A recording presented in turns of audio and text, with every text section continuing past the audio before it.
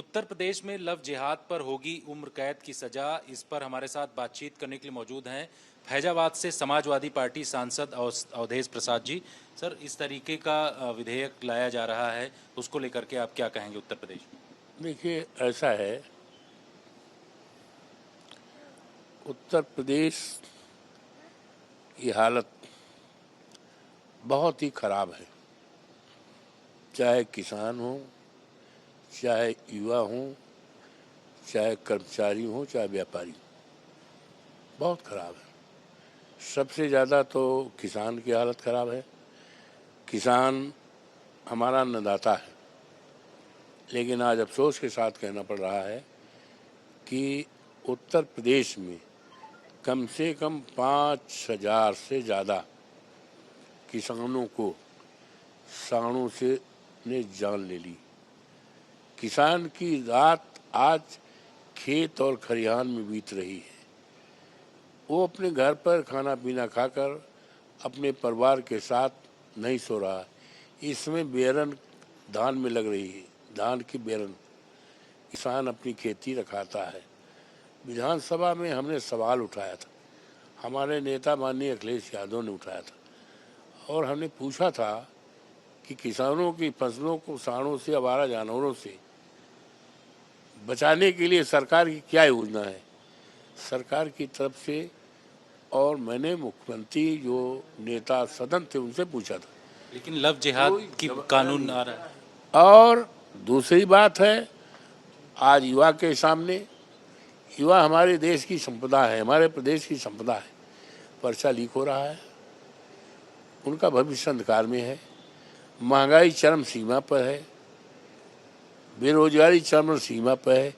ये कहीं बाढ़ है, कहीं सूखा है। एक एक सप्ताह 10-10 दिन तक ट्रांसफार्मर जल जा रहे हैं, किसान परेशान है। उसकी तरफ कोई समस्या का निदान नहीं है। हमारे गौशालाओं में बड़े पैमाने में रोज गायें भूख से मर रही हैं।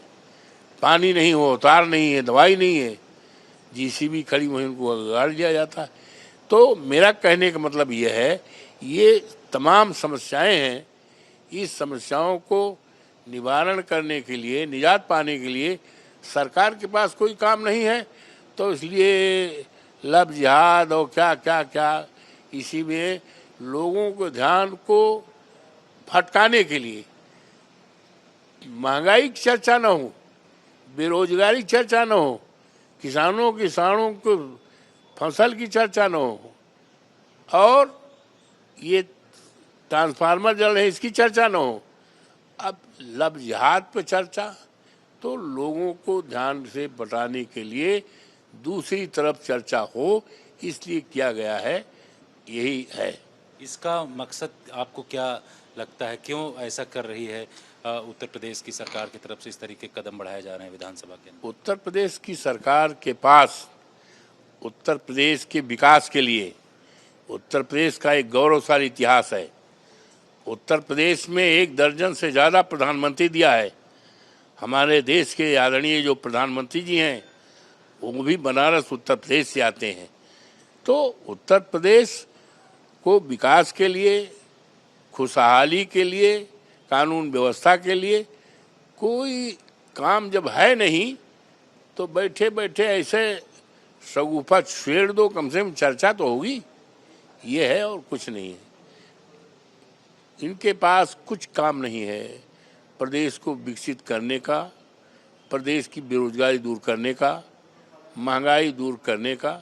इनके पास कोई ना योजना है, ना इनका दिल है, ना दिमाग है, ना इनकी नीति है, ना नियत है। ये कह रहे हैं कि धर्म परिवर्तन के लिए विदेशी फंडिंग हो रही है, पैसा आ रहा है, उनके खिलाफ भी कड़ी कार्रवाई होगी अगर कोई धार्मिक परिवर्तन करे। सब वही है ना, हमने तो बता दिया, इनके पास अब काम नहीं है। धर्म परिवर्तन, कभी पाकिस्तान का नाम ले लेंगे। तो अब धर्म पर आधारित राजनीति नहीं होनी है।